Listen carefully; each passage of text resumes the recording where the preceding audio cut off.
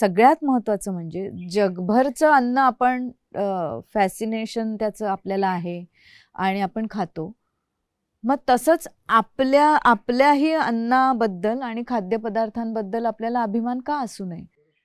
आणि तो खूप छान पद्धतीने प्रेझेंट केला.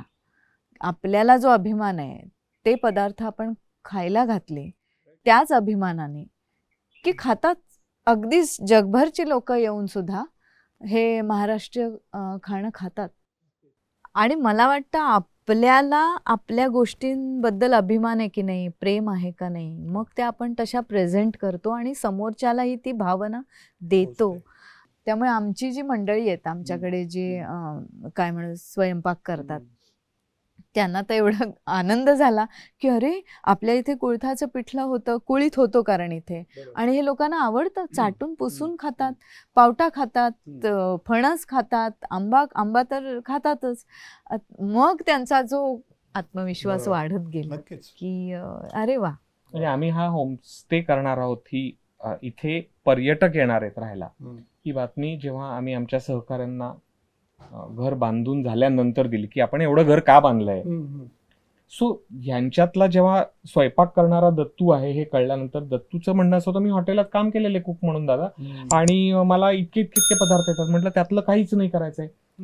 मग मला ते कॉन्टिनेंटल, म्हणजे त्याला कॉन्टिनेंटल शब्द त्यांनी वापरला. तो म्हणाला ते बाहेरचं असतं ते नाही मला जमत, आणि मला तंदूरवर काम नाही करतात, पण चायनीज येतं, पंजाबी. म्हटलं त्यातलं काही नाही करायचंय, मग काय खाणार. मग तर मी त्याला म्हटलं की आज तुझ्या घरात दुपारी काय, आज काय, आता या दिवसात काय, फणसाची भाजी आणि भाकरी आहे. म्हटलं तेच, ते कोण खाणार. अशा स्वरूपाचा संवाद झालेला मला आठवतो. आजच्या जेवणाची गंमत सांगतो. आता आपण जेवणार आहोत, त्याच्यामध्ये आज भारंगीची भाजी आहे. हे पीक नाही, it's a forest vegetable.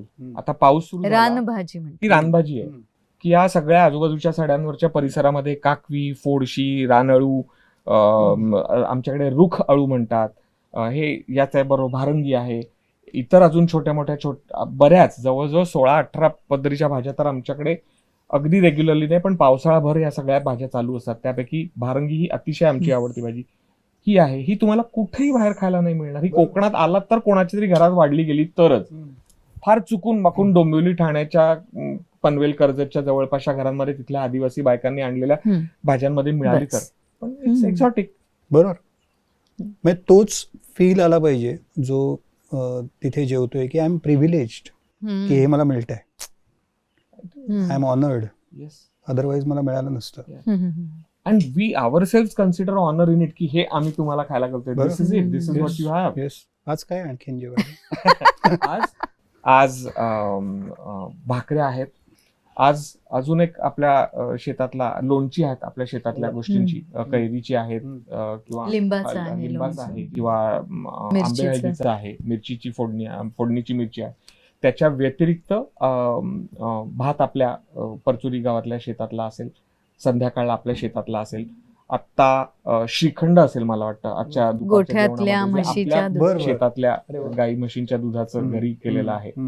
So म्हणजे जाऊया जेवायला. येस.